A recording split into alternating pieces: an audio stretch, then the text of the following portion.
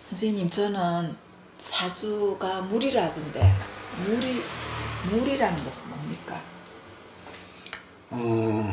사주를 감정하는 기준이 태어난 날에 해당하는 천간의 오행을 바탕으로 하다 보니까 목, 화, 토, 금, 수 중에 이 수에 해당하는 경우를 사주를 물이다라고 이렇게 표현하는 경향들이 있습니다. 그런데 이 수라는 것은 수가 어떻다라고 하기 이전에 먼저 알아봐야 하는 것은 수의 역할이 무엇이냐는 겁니다. 이 수는 생명을 키워내는 역할을 하고 있습니다. 생명을 배양하는 것들입니다. 뭔가 나무가 자랄 수 있는 자양분을 있어야 하듯이 이게 수의 성향을 먼저 알아야 되는데 이 수를 구분할 필요가 있습니다. 이 수는 크게 나눠서 임수와 개수로 볼 수 있습니다. 여기서 먼저 임수에 대해서 말씀드리면은 임수라는 것은 이미 땅에 고여 있는 물과 같은 것들입니다. 이미 고여 있기 때문에 이제 나누어주고 베풀어 주는 것들입니다. 나무도 키우고 뭔가 땅을 적셔주듯이 이렇게 나누어주고 베풀어 주는 이런 역할을 가지고 있기 때문에 이것을 우리가 사람에게다가 이렇게 좀 대비해서 이렇게 말씀드려 보면은 이건 지식적인 부분, 학문적인 부분에 많이 영향을 갖게 됩니다. 또 어린이, 교육, 가르치고 그 다음에는 의료나 사회복지와 이렇게 연관성을 많이 갖게 되는 좀 명분을 중요시하기는 그런 역할을 가지고 있습니다. 근데 거기에 반해서 이 개수라는 의미는 개수는 작은 물이 아닙니다. 임수는 많은 물이고 개수는 작은 물이라고 해석하는 것보다는 개수라는 것은 이제 하늘에서 내려오는 비와 같습니다. 그럼 이 비라는 것은 어딘가 쓰여져야 하는 것들이 있어야 된다는 겁니다. 이 비가 내려서 이 비를 통해서 뭔가 생명을 키우는 나무를 키우는 역할을 할 것인지 아니면 더운 땅을 뭔가 식혀주고 이런 역할을 할 것인지 뭔가 부족한 부분에다가 어딘가에는 공급해주고 적시적시 나누어져야 한다는 것을 의미하고 있기 때문에 앞에 임수와는 좀 다릅니다. 이것은 개수는 뭔가 목적성을 분명히 가지고 있습니다. 개수의 환경을 가지고 계신 분들은 뭔가 목적이 강하다. 그리고 뭔가 실리적인 성향들이 많이 같습니다. 때로는 뭔가 좀 욕심이 강한 부분도 있을 수가 있습니다. 선생님, 임수랑 개수가 네.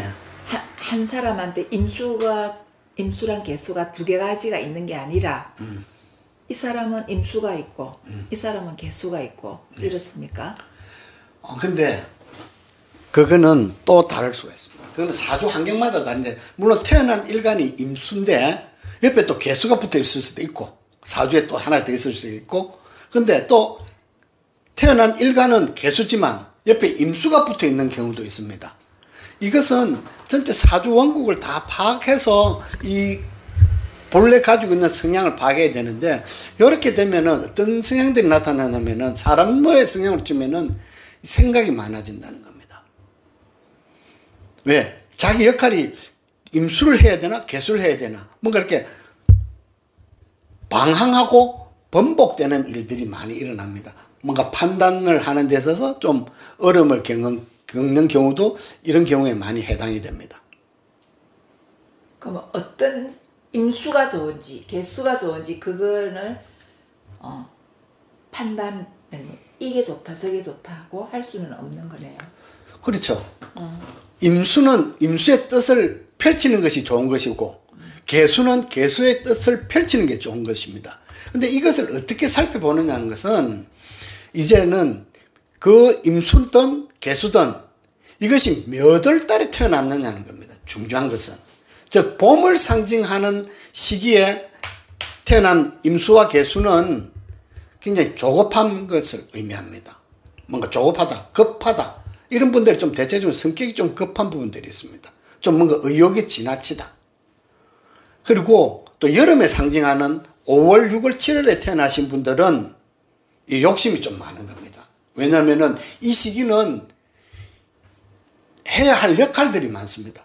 생명도 키워야 되고 뭔가 밑거름도 돼야 되고 여름이라는 시기는 물이 절대적으로 필요한 시기입니다. 그리고 땅도 뜨거워져 있으니 할 일이 많다는 의미는 사주에 미치는 영향은 그만큼 뭔가 욕심을 갖는 일이 많아진다. 한편으로 보면은 뭔가 내가 책임져야 할 일들이 많다. 이것은 내가 힘든 일들이 많이 겹칠 수 있겠다라고도 같이 이렇게 연관지어 볼 수 있습니다.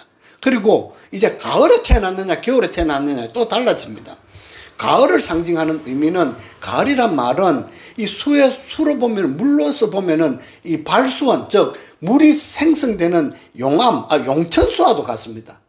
안반수와도 같습니다. 그러면 안반수에서 물이 펑펑 쏟아져 올라오니 이제 어떻게 된다? 아까 제가 말씀드렸던 수의 성정을 발휘해야 되는 겁니다. 수가 갖고 있는 성정을 발휘하는 것들이 있어야 되는 겁니다. 그리고 이제 겨울에 태어난 수가 중요하겠죠. 겨울에 태어난 수는 좀 차가움을 의미합니다. 차가움을 의미하고 있기 때문에 가장 먼저 필요한 것이 이 뭔가 냉한 기운을 온난하게 만들 수 있는 화의 기운이 먼저 가장 필요합니다. 그리고 그 다음에는 토가 있어야 됩니다. 그러니까 이걸 담아 놓을 수 있는, 겨울에 내린 물은, 겨울의 물은 적시 쓰일 곳이 없습니다. 적시 쓰일 곳이 없기 때문에 뭔가 인고의 시간이 필요하다. 기다림이 필요하다. 때가 와야 된다는 겁니다. 그 대신에 그 마땅한 때가 이르게 되면은 부귀영화를 누릴 수 있는 조건을 갖추게 되는 것이죠. 그것은 화의 시기가 와야 되는 거예요.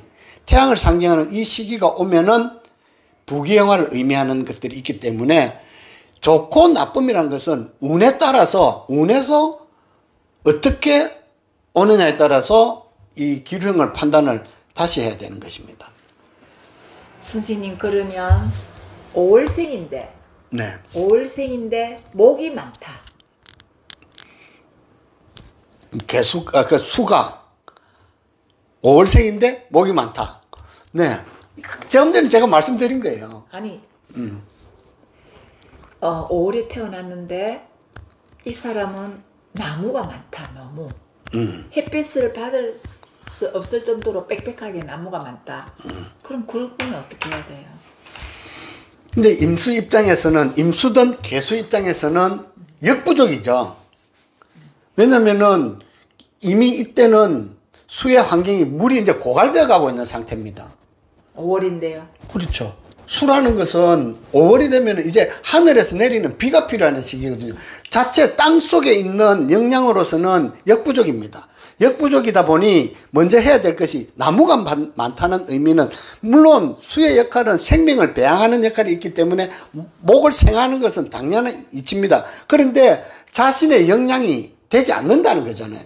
그러면은 목이라는 것은 자신으로 보면은 직업적인 환경, 첫째는 직업이 될 수 있는데, 여기에서 자기 뜻대로 되지 않을 수 있겠다.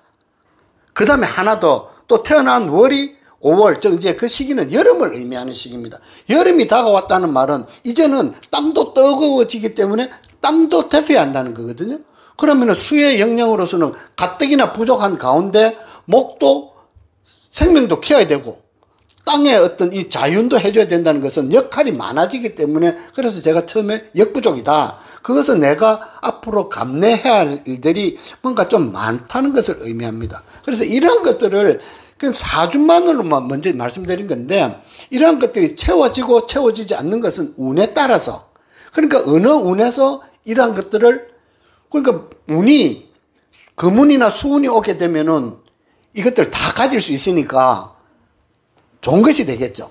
근데 운마저도 화의 운으로 간다든지 했을 때는 자신으로서는 뭔가 감내하기 어려운 일들이 같이 직면하게 되는 것이라 볼 수 있겠습니다.